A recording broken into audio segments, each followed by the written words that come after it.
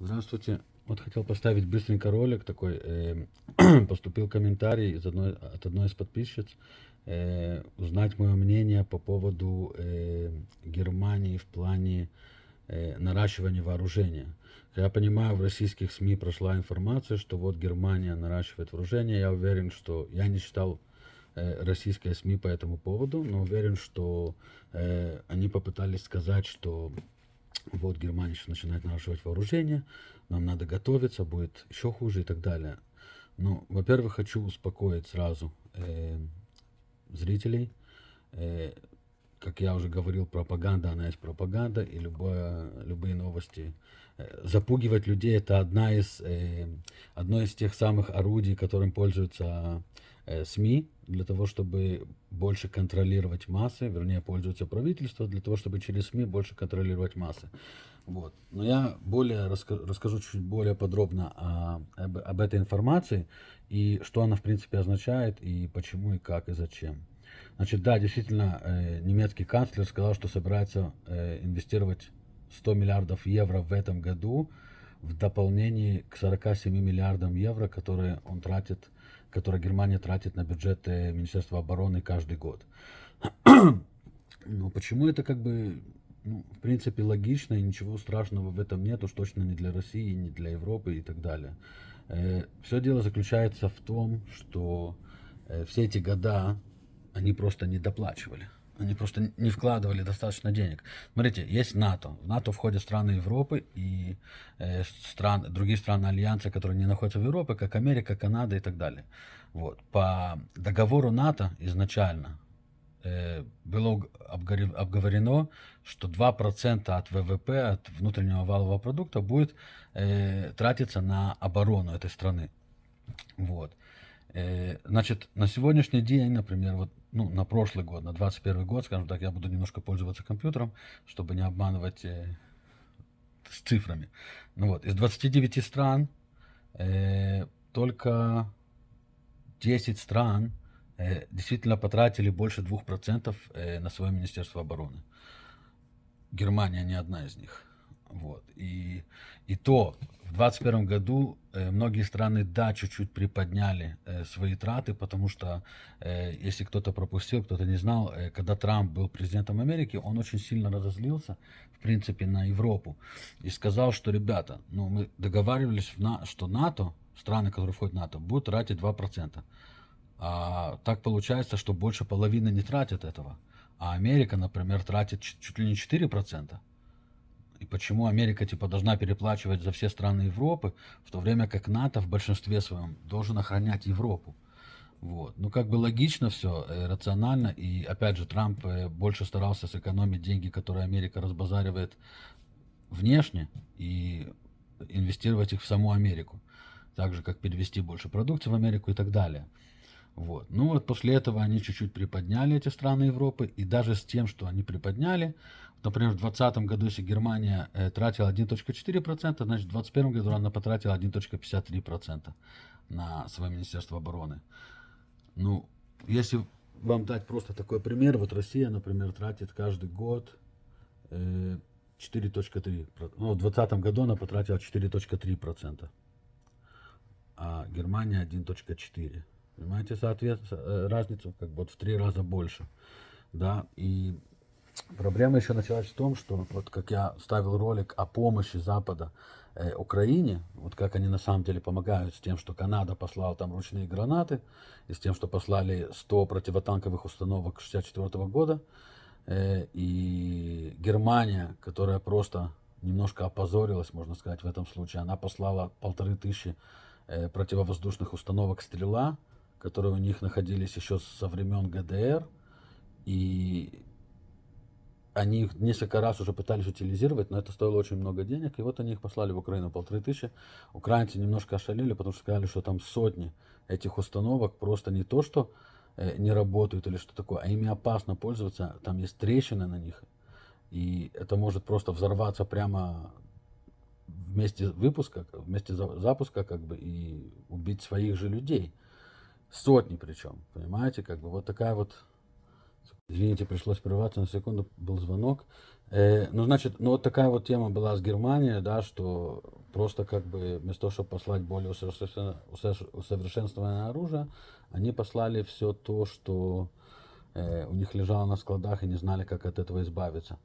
Но дело даже не в этом. Дело в том, что они поняли, что в принципе у них не хватает у них ни техники, ничего. Они не рассчитывали на военные действия. Спрашивается, для чего тогда вообще НАТО? Но я это уже говорил в прошлом ролике о том, насколько НАТО было вообще готово к тому, что на самом деле что-то произойдет. И Европа тоже, не только НАТО. Ну, как бы, опять же, значит, то, что Германия поняла, что в принципе у нее, ну, просто на очень слабом уровне развито Министерство обороны, у них хороший спецназ, у них хорошие, может быть, солдаты и так далее, но недостаточно они тратят, не в плане вооружения. И вот опять же, они вот посмотрели, что такое затяжная война, которая идет уже, которая не закончилась за 2-3 дня, а вот идет уже третью неделю, и поняли, что надо всего больше, как бы. Вот, я думаю, это не означает, что Германия собирается атаковать Россию, или Германия думает, что сейчас Россия пойдет на Германию воевать. Я думаю, что они просто хотят как-то, ну, выступили они немножко смешно, как бы, с этим, своей помощью. Я думаю, что даже самые немцы, как бы, немножко ошалели от этих новостей, когда услышали, что послала их страна. И они наверняка подумали, что если это то, что мы посылаем, чтобы помочь Украине в войне, то что у нас вообще на самом деле происходит в армии? Ну и потом наверняка там поднялись вот эти вот темы в плане того, что они не доплачивали, что они вкладывали 1,5% вместо 2%. Единственное, что хочется заметить, что вот непонятно, откуда он возьмет это деньги, это товарищ Шольц. Потому что, ну, сейчас проблемы как бы во всем мире с инфляцией, без всякой связи с Россией, без всякой связи с Украиной, без всякой связи с санкциями. Я тоже вот хотел дождаться уже данных с Канады, хотя приблизительно знаем, какие будут данные, но вот хотелось официальных данных дождаться. Насчет инфляции хотел поставить тоже скоро ролик о том, какая инфляция в принципе в странах, замешанных в конфликте, ну, с западной страны.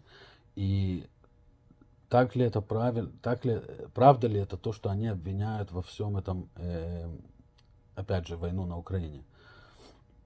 Вот, ну, в общем, проблемы по всей Европе, проблемы в Америке, проблемы в Канаде с экономикой, с инфляцией и так далее. Поэтому откуда он возьмет сейчас 100 миллиардов евро именно в этом году?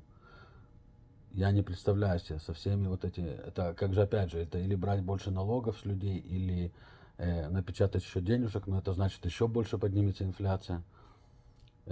Поэтому я думаю, что может быть его обещания просто хотели успокоить его народ, и в конце очень даже может оказаться, что ничем не будут отличаться от простых обещаний врущих политиков.